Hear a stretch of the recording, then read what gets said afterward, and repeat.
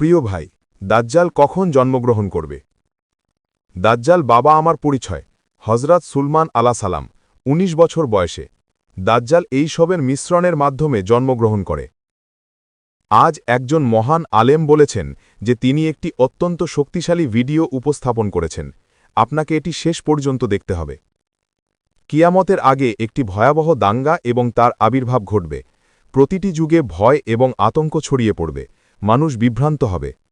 যখন এই ভয়াবহ দাঙ্গা অতীতে ঘটবে তখন তাদের কান ঘুরবে এবং তারা আল্লাহর আশ্রয় নেবে।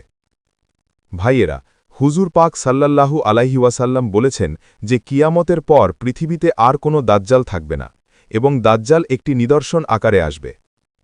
হুজুর পাক সাল্লাল্লাহু আলাইহি ওয়াসাল্লাম বলেছেন যে দাজ্জাল বিছানায় আছে একজন অন্ধের সাথে এবং দুজন প্রচুর পরিমাণে দেহধারী, মাথায় চুল, মাথায় মোরগ, রং লাল বা বাদামি, নাক তোতা পাখির মতো, পাখি কপালে, মাথায় কাফিরের মতো।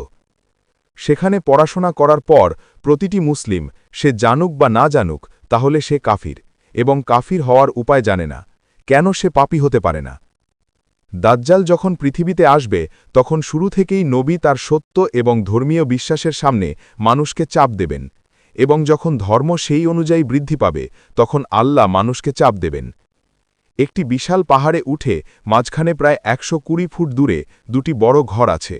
দাজ্জালের অপরিসীম ক্ষমতা, সম্পদ ও ধন সম্পদ পৃথিবীতে, বাঁশির অংশে, নদী এবং ঝর্ণায় তার কর্তৃত্ব আছে। সে অনুমতিক্রমে পানি পান করে। তারপর দাজ্জাল মানুষকে বিভ্রান্ত করবে আসমানের আদেশে বিভিন্ন সম্পদ এবং বস্তুগত জিনিসের দেবতাদের কাছ থেকে। তিনি বৃষ্টিপাত করবেন এবং জমিকে বিভিন্ন ফসল উৎপাদন, জমিতে খাদ্য সরবরাহ, শাকসবজি চাষ ইত্যাদির নির্দেশ দেবেন। সেই সময় দাজ্জাল নিজেকে তার নিজস্ব ঈশ্বরের হিসেবে ঘোষণা করবে, এবং যদি তাদের কেউ তাকে ঈশ্বর হিসেবে স্বীকার করে তবে সে প্রচুর সম্পদ দান করবে, এবং যদি তাদের কেউ তাকে ঈশ্বর হিসেবে স্বীকার করতে অস্বীকার করে তবে তারা হত্যা করবে। দাজ্জাল পৃথিবীর প্রতিটি কোণে বিদ্যুতের গতিতে চলাচল করবে, এবং সমস্ত কাফের ও ইসরায়েল তার অনুসরণ করবে, কিন্তু প্রকৃত মুসলমানরা তার পরামর্শ প্রত্যাখ্যান করবে এবং তাকে ঈশ্বর হিসেবে গ্রহণ করবে না। যখন দাজ্জাল পৃথিবীর সকল স্থানে দাঙ্গা সৃষ্টি করবে তখন তাকে মক্কা এবং মদিনা দেখানো হবে। তারপর মক্কায় প্রবেশের সময় তাকে বাধা দেওয়া হবে এবং মদিনায় প্রবেশের তার প্রচেষ্টা ব্যর্থ হবে। তখন সে মক্কা ও মদিনার দরজায় ভয়ঙ্করভাবে চিৎকার করবে। যারা মক্কা ও মদিনায় অবিশ্বাসে ক্লান্ত তারা সকলেই তার কণ্ঠস্বর শুনবে এবং দাজ্জালের আনুগত্য করবে।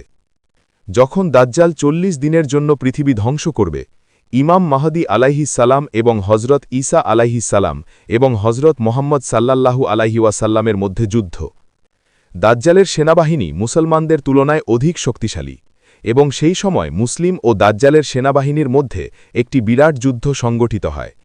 এই যুদ্ধে দাজ্জাল পরাজিত হয় এবং দাজ্জাল সেনাবাহিনী ব্যাপক পরাজয়ের সম্মুখীন হয়। ঈসা আলাইহিস সালামের ভয়ে দাজ্জাল ফিলিস্তিনে গিয়ে বাব-ই-লাদ নামক স্থানে আক্রমণ করে। আল্লাহ তাকে হত্যা করার নির্দেশ দেন। নবী সাল্লাল্লাহু আলাইহি ওয়াসাল্লামের সময় যখন মুসলমানরা মক্কা ও মদিনায় হিজরত করেছিল তখন দাজ্জালের জন্মের বিভিন্ন বর্ণনা পাওয়া যায়। মদিনায় হিজরতের সময় একটি মহিলা ধারালো কানওয়ালা একটি শিশুর জন্ম দেন। এই শিশুর একটি অস্বাভাবিক স্বভাব ও শৈশব ছিল।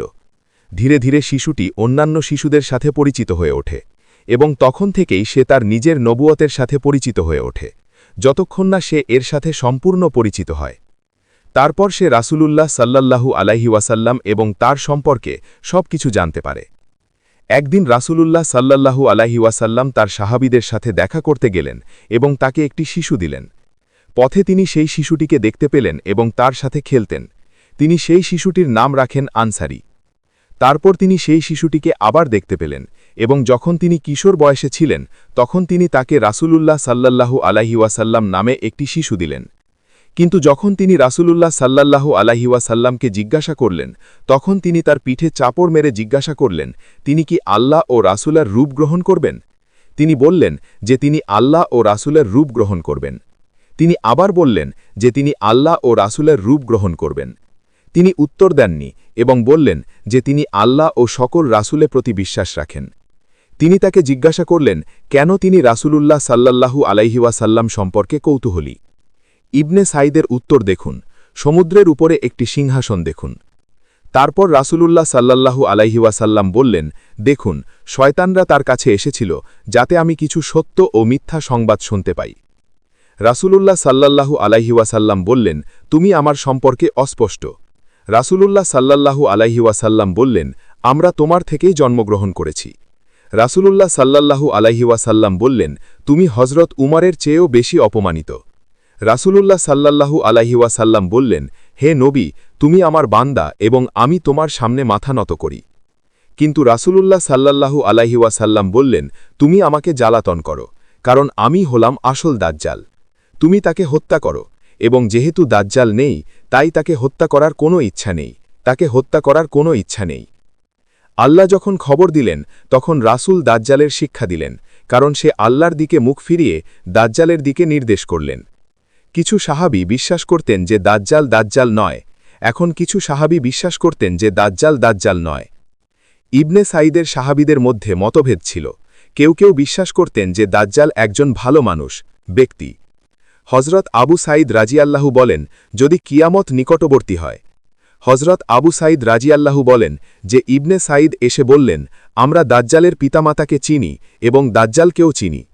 এরপর হযরত আবু সাঈদ রাজিয়াল্লাহু তাকে জিজ্ঞাসা করলেন, আমাকে বলো, তুমি কি দাজ্জাল?